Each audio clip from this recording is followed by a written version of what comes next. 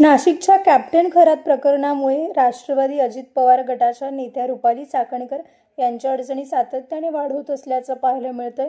चाकणकर या भोंदू अशोक खरातच्या शिवनिका ट्रस्टवर सदस्य असल्याने तसेच त्याच्याशी निकटवर्ती संबंध असल्याच्या चर्चेमुळे विरोधकांनी जोरदार टीका सुरू केली।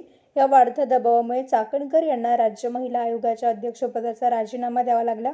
मात्र त्यानंतरही आरोपांची सरबत्ती काही थांबली नाही। राष्ट्रवादी अजित पवार गटाच्या प्रदेशाध्यक्ष पदावरूनही त्यांनी पायउतार व्हावा अशी मागणी सातत्याने होत होती। या पार्श्वभूमीवर अखेर रुपाली चाकणकर यांनी काल रात्री उशिरा आपल्या प्रदेशाध्यक्ष पदाचा देखील राजीनामा दिला। एक सँडलवरून त्यांनी आपली भूमिका स्पष्ट करताना खरात प्रकरणाशी माझा कोणताही संबंध नाही, ही भूमिका आजही ठाम आहे असं सांगितलं।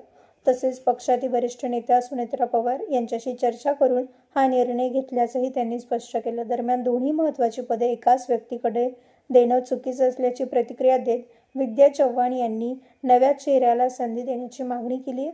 त्यामुळे आता राज्य महिला आयोगाचे अध्यक्षपदी कोणाची निवड होणार याकडे संपूर्ण राज्याचं लक्ष लागलंय। नवतेज महाराष्ट्र ब्युरो, नाशिक।